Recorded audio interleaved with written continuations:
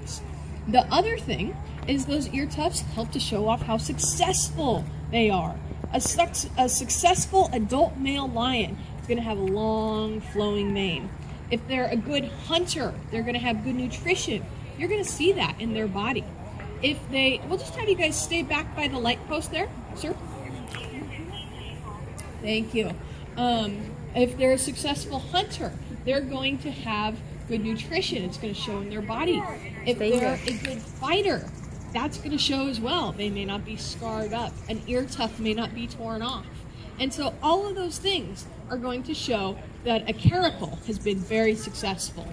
And Castin, having lived here at the safari park all of his life, country club lifestyle, bed and breakfast for wild animals, has been very successful. But the third reason, and perhaps one of the most interesting reasons as to why the caracal has those long ear tufts, is to help them to hunt. So when a caracal is hunting, what they will do is they will lay low in the grasses. Their color helps them to camouflage, helps them to blend in perfectly. You're good. Thank you. Their ear tufts will stand out. So their body, for the most part, is all camouflaged. Those ear tufts, really dark, stand out. And what they will do is they'll flit their ear tufts back and forth, and they're mimicking the motions that a bird would make. For birds, there's safety in numbers. So if you're up in the sky and you're flying around and you want to come land down on the ground, it's probably a good idea to land on the ground where there's other birds who are surviving and thriving, versus in an area where a predator could be camouflaged. And so the caracal will try to camouflage themselves. They'll flip those ear tufts back and forth. They'll lure their prey down to them. And when the time is right, they will launch themselves up into the air. If you look at Castin's hind end, he's got kind of stronger back quarters. He's got lots of muscles there. They're a little bit taller, and they will use those back quarters to launch themselves 10 to 12 feet into the air. Another cool thing about the caracal is that the caracal has a really flexible spine. So when they're in the air, they're able to do backflips and cartwheels and all kinds of different acrobatics.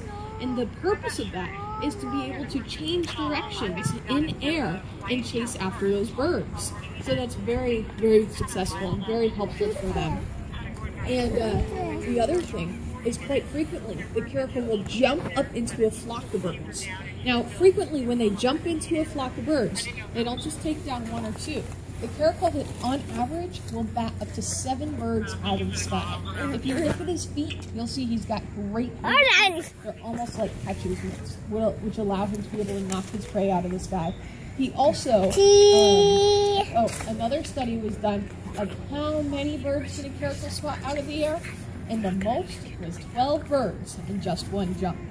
So what you're seeing today is a little bit of lure play. We've got one of Castin's absolute favorite toys tied to the end of this lure. And I will tell you that this toy is actually specifically handmade for Castin. There were fabric tests where some fabrics were a little too weak. There were stitching tests where some stitches weren't quite strong enough. And there were material tests where some of them were a little too fuzzy and tickled his nose and made it quicker for him to destroy the toy versus leave the toy alone and play again. So you're seeing a little bit of lure play here, and the purpose of the lure play is to get Castin involved with all of his natural instincts. So it's very natural for him to chase, to jump, but quite frequently, cats are cats, and they like to lay down, they like to sleep. And so this is a really good thing to be able to do with Castin, is get him physically active, coming out here, meeting our crowd, and able to be able to see what the caracal can do, which is a lot of fun. We also provide other types of enrichment. Enrichment can come in a variety of different forms. It can be food, it can be smells, it can be activity, and so Castin's life is full of enrichment. But I always like to put out there, are there any questions about our African caracal here? Because if there are, I definitely want to be able to answer those for you guys. I also want to let you know about Castin and his personal history. You see, Castin is a very unique caracal. Caracals are pound for pound one of the most tenacious and aggressive animals in all of Africa. This animal on average weighs about 35 pounds, but they can take down significantly more than just a bird, just something small flying up in the air. The caracal can take down a 70-pound antelope, that's twice their size. They can also take down a 300-pound ostrich. Now, once the caracal has their prey, they're typically very proud of it. They want to stand guard over it. They don't want to give it away. And a caracal is not going to eat 70 pounds in one sitting. So when they have their food, quite frequently, other predators will come up and will say, hey, I think I'm interested in that. A lot of predators out there will say, ooh, you're bigger than me, you're tougher than me, you can have this. They back away and they leave. For instance, if you look over in that exhibit there, where our cheetahs are the scaredy cat of the Serengeti. They're going to leave their food well before they fight over it. And the caracal is not that animal. The caracal is going to stand their ground. So if a pride of lions, multiple animals that weigh 400 to 500 pounds, comes up and express interest in the caracal's food, the caracal is still going to say, this is mine. They're going to stand their ground. And at 35 pounds, they don't have that much of a chance. And so it may not be the smartest move on their part, but they're certainly going to stand their ground. And that is an example of how tough and tenacious these animals are. And so we actually don't know any other adult male caracals over the age of 5 who come out and work like Castin does. So Castin is truly unique, and his uniqueness has been all throughout his life. So this year, Castin turned 13 years old in August. That's up there in age. Out in the wild, a caracal will typically live to be about 10 to 12. Here at the park, into his late teens. And so he's starting to get up there in age. But when Castin was just a youngster, he was... Did my mic just go out? You guys can still hear me? Okay. When he was just a youngster, he showed that he was unique. So he was born at the North Carolina Carnivore Preservation Trust, and due to a flood that had happened, he had to be hand-raised. And the people who were raising him were really surprised by him, because not only did he seem to enjoy human attention, he seemed to seek it out, which is very unusual. And so the people who were raising him thought, wow, this animal is really going to be something. He could be a great ambassador for his species. So they contacted us here at the safari park, and our trainers went out, got him, brought him back to San Diego, and he grew up here. He has worked with 4 trainers all throughout his life. We tried to give him a 5th trainer, but he said, you know what, I think I'm good. We tried giving us a 6th trainer, and he said, guys, I already told you, I like my 4. So Kim has worked with Castin since Castin was just a few months old, and they have a very strong relationship. Castin has done all kinds of different things to represent his species, from doing animal encounters here at the safari park to being in our shows, like our animal trackers, our Lloyd's Animal Safari Misadventure show, to going and doing PR work for his species. So he has been to the local news many times. He's a favorite there, as well as he's been on PR trips. He's gone to LA, he's gone to Arizona, he's been to Las Vegas. One of my favorite things that he's done is he actually got to be a guest star on America's Funniest Home Videos. So he was invited to the studio, he got to be on the stage, and he's definitely a special caracal. We're very proud to be able to work with him here at the safari park. Is there a point to the pom-poms on his ears? There absolutely is. They will use those as a hunting lure. So they'll flip them back and forth, and they'll mimic the motions that a bird would make hopping around on the ground. And when the time is right, they'll launch themselves up into the air, just like that, except they can go 10 to 12 feet when they really want to, and knock their prey out of the sky.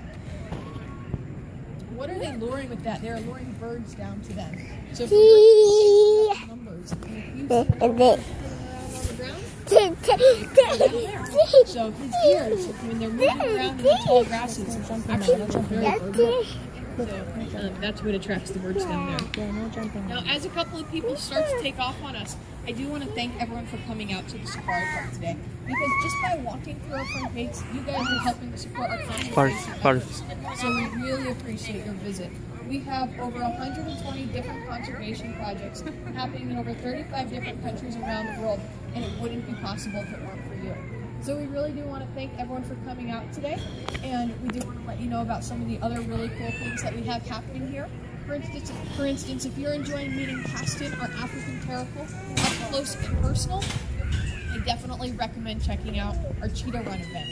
Cheetah Run is where we run a cheetah full speed off leash outside of the enclosure. It's a phenomenal sight to see, and that will be at 3:30 right outside of Lion Camp. We also have our African tram. The African tram will take you around several of our field exhibits. You'll be able to move through the grasses. And the cheetah, who's another cat that spends pretty much all their time down on the ground, you will see a difference, and that is that they have a long tail. But the difference there is that the cheetah reaches about 70 miles per hour. They will use that tail as a counterbalance to make tight turns and steer. And the caracal is actually tied in about the second fastest cat at 35 miles per hour, but they don't need to make those tight turns, so they don't need the long tail. So, great observation. Guys, I'm just going to ask you to stay on the pathway there for me. Perfect, thank you. Any other questions out there? Yeah, over there. How come they have those long ear tufts? Those ear tufts are used for a couple of different things. One is they use them to act as a status symbol. So a successful caracal is going to have nice long ear tufts. It's going to say that they get good nutrition, they're good at hunting. It's going to say that they're good at fighting and defending a territory.